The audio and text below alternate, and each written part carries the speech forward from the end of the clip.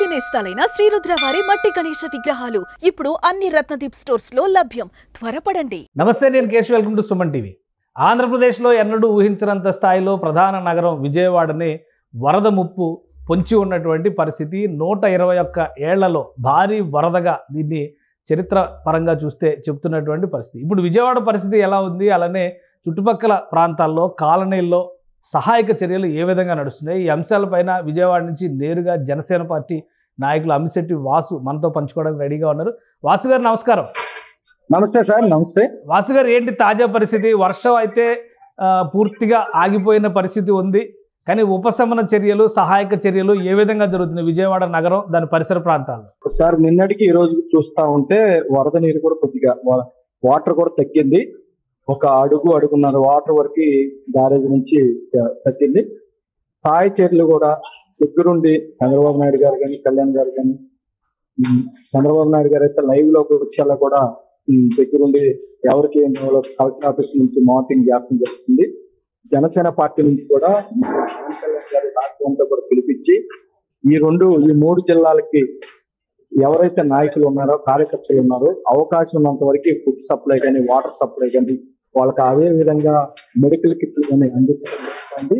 మా విజయవాడ జనసేన పార్టీ తరఫున మేము 3 రోజుల మట్టి కూడా ఈ సేవా కార్యక్రమం భోజనాలు కానీ, నిన్నైతే 15,000 మంది. సహాయక చర్యలు సరిగా అందడం లేదు. ఇదంతా కూడా మానవ తప్పిదం వల్ల జరిగినటువంటి ఉత్పాతం అని జగన్మోహన్ రెడ్డి గారు విమర్శలు చేశారు. అలానే సింగనగర్ ఆ ప్రాంతాలన్నింటిలో ఆయన పర్యటించి చేసిన కామెంట్స్ ఏం చెప్తారు మీరు? ఒక మాట సార్, ఇలాంటి ఉపత్తి అనేది ఈ 200 సంవత్సరాల క్రితం వచ్చిందన్నారు. మా తాతలు ముత్తాతలు కూడా చూసుంటారు. కానీ ఇలాంటి టైంలో రాజకీయాలు మాట్లాడటం ఇది ఒక హీనమైన ఇది అనమాట. ఎందుకంటే ఈ పరిస్థితుల్లో కులాలకి, పార్టీలకు అతీతంగా కూడా మనం సేవ చేయాలి. ఏ ప్రభుత్వం ఉన్నప్పటికి కూడా 1,00,000 కుటుంబాలు ఒకేసారి వాటర్ తో మునిగిపోయినప్పటికీ ఎవరు ఏమి చేయలేని పరిస్థితి, అక్కడ బోట్లతో వెళ్ళలేని పరిస్థితి. ఎందుకంటే ఈ రోజు చాలా వరకు రికవర్ ఉంది. చాలా మంది ఫ్యామిలీస్ బయటకు వచ్చారు, చాలా సంతోషంగా వ్యక్తం పరిచారు. ఎందుకంటే ఇలాంటి విపత్తుల్లో కూడా ఇంత ముమ్మరంగా, మీకు తెలుసు గతంలో ఉప తుఫాను వచ్చినప్పుడు వైజాగ్ లో చంద్రబాబు నాయుడు గారి ప్రభుత్వం, టీడీపీ ప్రభుత్వం హయాంలో అది ఎలా రికవరీ చేశారో మనం అందరికి కూడా తెలుసు. కాబట్టి విజయవాడలో కూడా 3 నియోజకవర్గాల్లో ఎప్పుడు కూడా వాటర్ రాలేదు.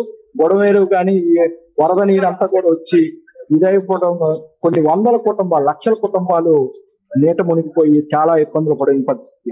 ఇలాంటి టైంలో వైసీపీ నాయకులు సర్వీస్ చేయాల్సింది పోయి పార్టీలకు అతీతంగా వాళ్ళు రాజకీయాలను అడ్డం పెట్టుకుంటున్నారంటే మనం వాళ్ళ ఆలోచన విధానం ఎలా ఉందో మనం ఒక విషయం క్లారిటీ ఇవ్వండి. రాజకీయాలు అనే విషయాలు పక్కన పెట్టేస్తే రివర్ వాటర్ మేనేజ్మెంట్ లో కానీ, లేదా బుడమేరు కట్ట నియంత్రణ విషయంలో కానీ ప్రభుత్వ పరంగా నిర్వహణ వైఫల్యాలు ఏమైనా ఉన్నాయా అంటే ప్రజలకు కూడా క్లారిటీ రావాలి కదా సార్. నిండా 3 వారాలు కాలేదు, అంటే 3 నెలలు కాలేదు సార్ మా ప్రభుత్వం వచ్చి.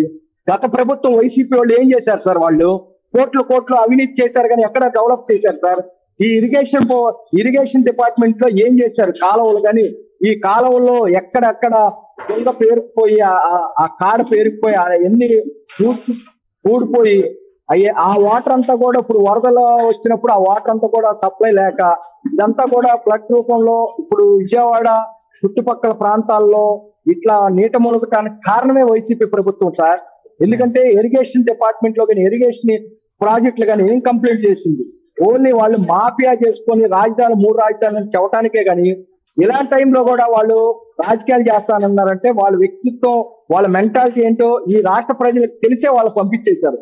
చంద్రబాబు నాయుడు గారు 74 సంవత్సరాల వయసులో ఆయన ప్రజల్లోకి వెళ్ళి, వాటర్లోకి వెళ్ళి ఆయన నైట్ అంతా నిద్ర లేకుండా చూస్తా ఉంటే, జగన్మోహన్ రెడ్డి ర్యాలీగా జనాన్ని తీసుకొచ్చి, వైసీపీ కార్యకర్తలను తీసుకొచ్చి అదేదో క్యాంపెయిన్ గా వాడుకుంటున్నాడంటే ఒకసారి ఆలోచించాలి. మా పవన్ కళ్యాణ్ గారు, అధ్యక్షుడు పవన్ కళ్యాణ్ గారు తన పుట్టినరోజు కూడా పక్కన పెట్టి కార్యకర్తలకు అందరూ కూడా పిలుపునిచ్చి, నేను వస్తే అక్కడున్న ప్రజలు ఇబ్బందులు పడతారని మానిటరింగ్ చేసి, మాకు టెలిఫోన్ ద్వారా మానిటరింగ్ చేసి డైరెక్టర్ గా ఆయన మాకు చెప్పేది ఒకటే, మీరు స్వచ్ఛందంగా భోజనం ఏర్పాట్లు చేయండి, వాటర్ సప్లై చేయండి, ప్రభుత్వం ఎంత చేసినప్పటికి కూడా స్వచ్ఛందంగా మన పార్టీ తరఫున కార్యకర్తలకు అందరికి కూడా వేరే మహిళలకు పిలిపించారంటే ఆయన గొప్ప మనస్తత్వం అండి.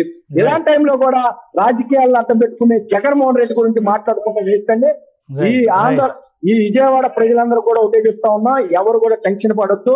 మన కూటమి ప్రభుత్వం మీకు ఏ కష్టం వచ్చినా కానీ మేము అందరూ కూడా నిలబడతాం.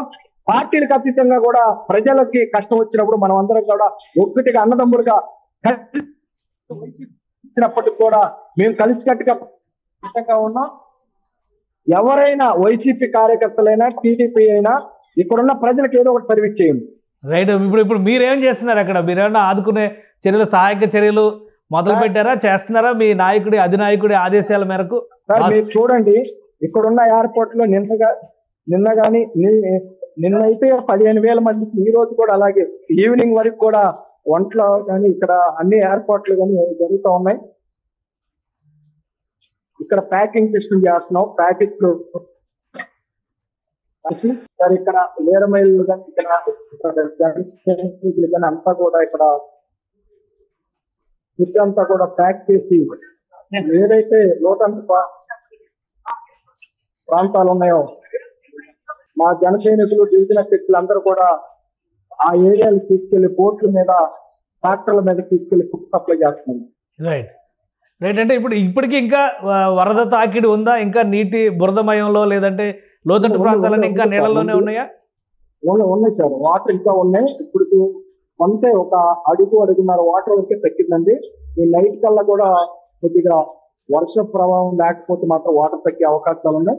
రేపటి కల్లా క్లియర్ అవుతాయని అనుకుంటున్నాం. ఎక్కడికెక్కడ ప్రభుత్వం కూడా బాగా స్పందించి ఆఫీసర్లు అందరూ కూడా రోడ్ల మీదకి వచ్చి ఎక్కడ ఏ ప్రజలకు ఇబ్బంది అయినా సరే కూడా బోట్ల ద్వారా, ట్రాక్టర్ల ద్వారా జనాలందరినీ కూడా బయటకు తీసుకురావడం జరుగుతూ ఉంది. ఇక్కడ వాటర్ కానీ అన్ని ఫుడ్ కూడా బాగా సప్లై అవుతుంది.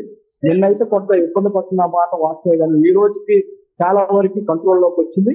రేపటికైతే మొత్తం విజయవాడ మొత్తం కూడా కంట్రోల్కి వస్తుందని మేము భావిస్తా ఉన్నాం. ప్రజలకు ఏ అవసరం వచ్చినా మేము పార్టీ తరఫున మేము అంటే ఇంకొక రోజు పడుతుందా బురద నీరు అంతా కూడా బయటికి లాగేయడానికి? ఇంకొక రోజు పట్టింది సార్. రేపు వాటర్ తగ్గితే మాత్రం ఇంకా 2 days కొద్దిగా ఇబ్బందిగా ఉంటుంది. ఎందుకంటే చాలా వరకు నష్టం జరిగింది. ఒక ఫ్లోర్ అంతా మునిగిపోవటం, చాలా వరకు కుటుంబాలన్నీ కూడా ఇబ్బంది పడుతున్న పరిస్థితులు ఉన్నాయి. కాబట్టి అట్లాగే కూరగాయలు కానీ ఈ నిత్యావసర వస్తువులు కూడా దొరకలేని పరిస్థితి. అవి 2-3 రోజులు అయితే కానీ ఫ్రీ అవుతాం. దానికి ప్రభుత్వం తరఫున మేము అవన్నీ కూడా తీసుకుంటా ఉంటాం. రైట్. థ్యాంక్ యూ వాసు గారు, మీరు అప్డేట్ ఇచ్చినందుకు.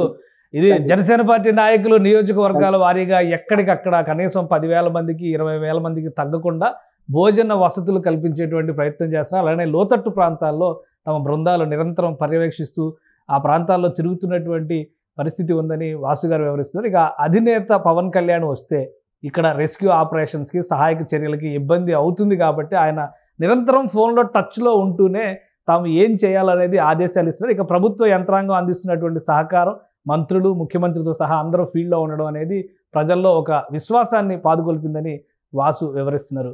ఇది special discussion. Keep watching. Suman టీవీలో మీ పర్సనల్ అండ్ బిజినెస్ ప్రమోషన్స్ కోసం కింది నెంబర్కి కాంటాక్ట్ చేయండి.